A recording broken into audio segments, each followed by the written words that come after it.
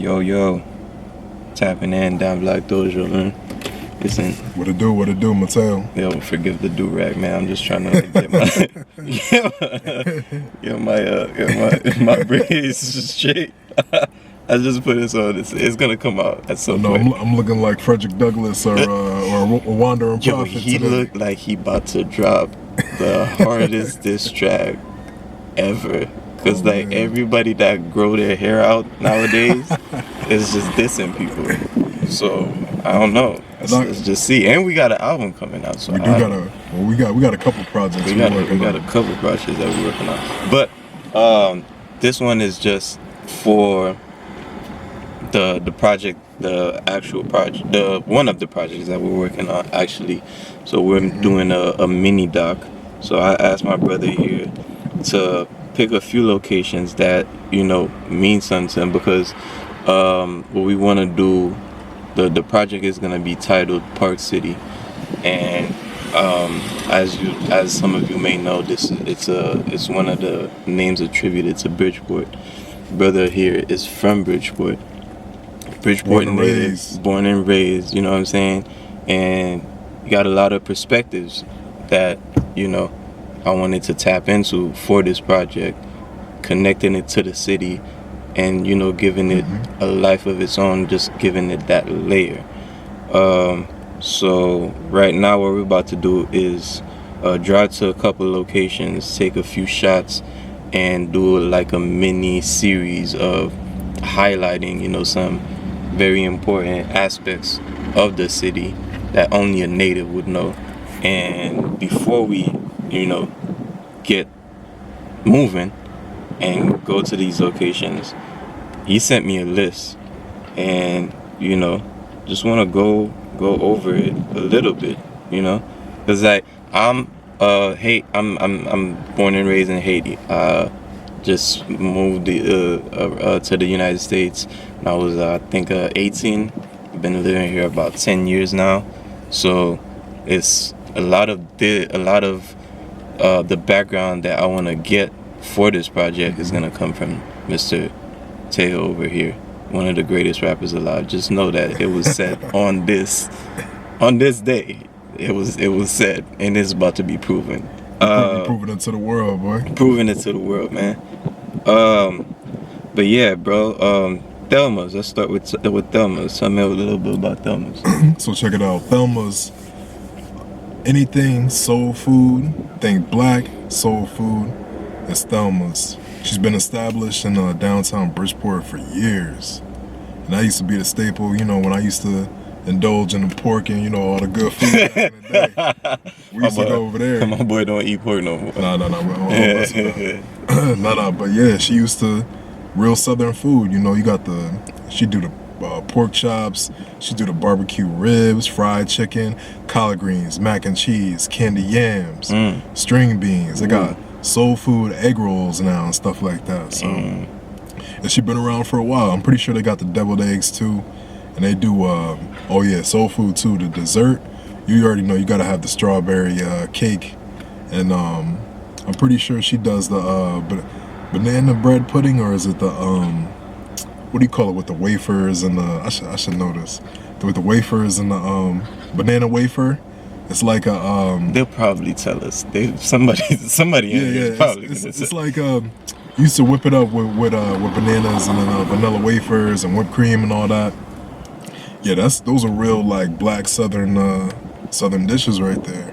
And that's what we call soul food. So it's part of the experience, right? Part of the experience. Part of the experience of growing up here and everything. And food is, food is one of the biggest, connectors in the culture. It's like when you get together and you share a meal with people, and it's just like you have stories. People have like stories around food. You see what I'm saying? I remember when I used to be there and stuff like that. So it's just like, yeah, that's pretty good. Tell me a little bit about Old Harding. Oh, Old Harding, yeah. Why? Yeah. So yeah, tell us about Old Harding. What's up? So Listen, guys. It's all him. Like I'm getting the background from him, and that's the authentic part about it, the behind the scenes about it, because a lot of these things I don't know, man. I didn't grow up here. I barely know around here, so that's my tour guide right now. So yeah. So yeah, old Harding. Harding was like so one of the oldest schools in Bridgeport, and the old location before they built Noah's Ark, and I'm gonna get into that.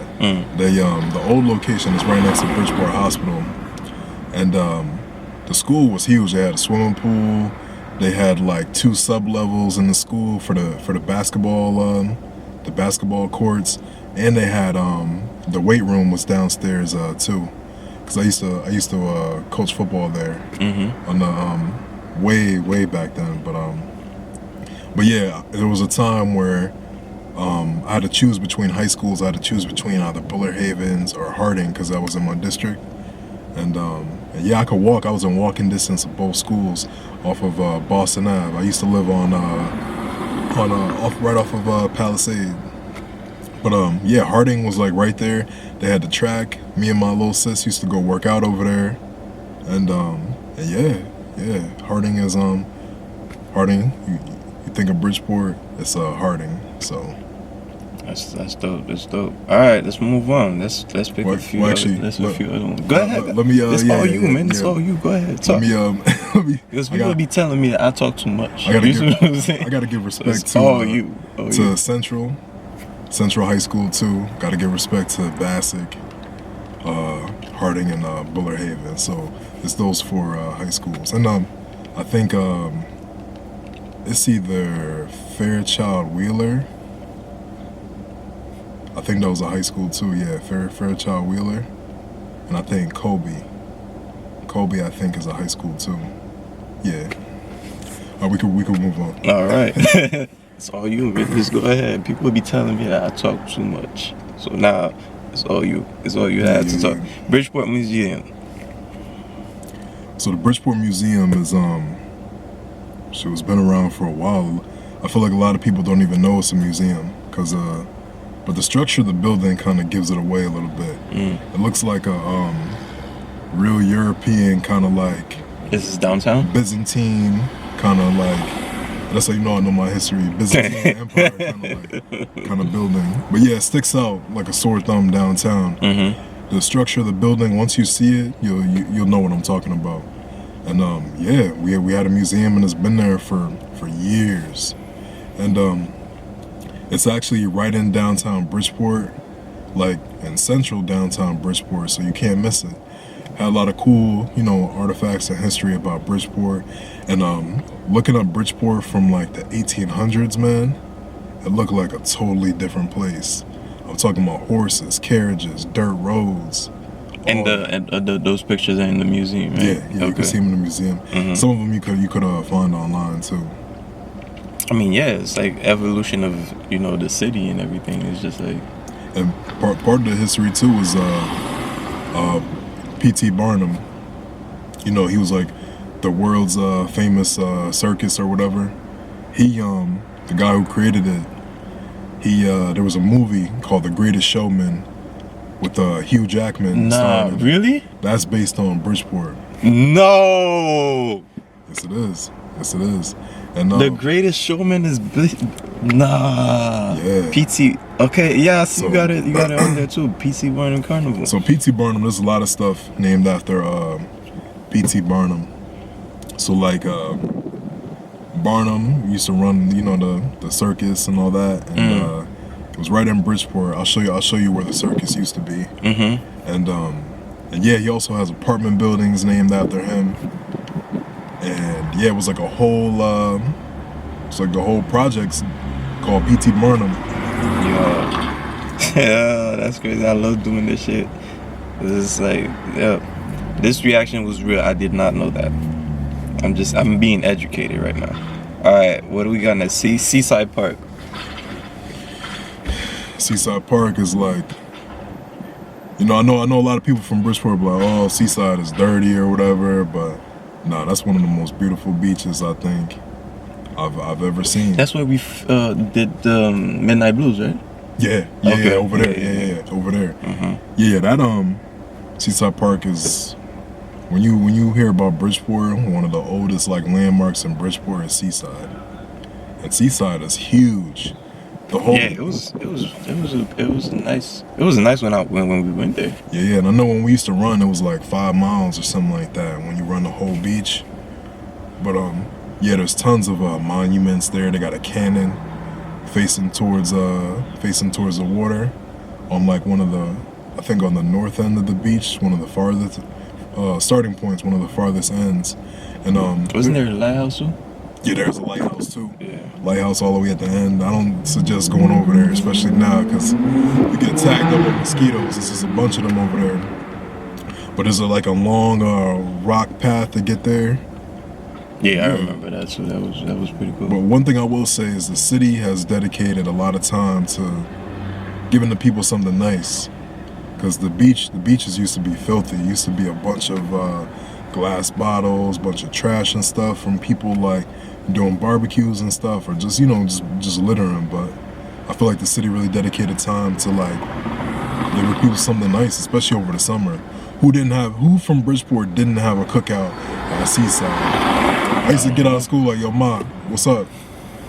Pull up with the chicken and the burgers and stuff. So yeah. All right. Seaside Park. I mean, we still got time for a few more. Let's see. Housatonic.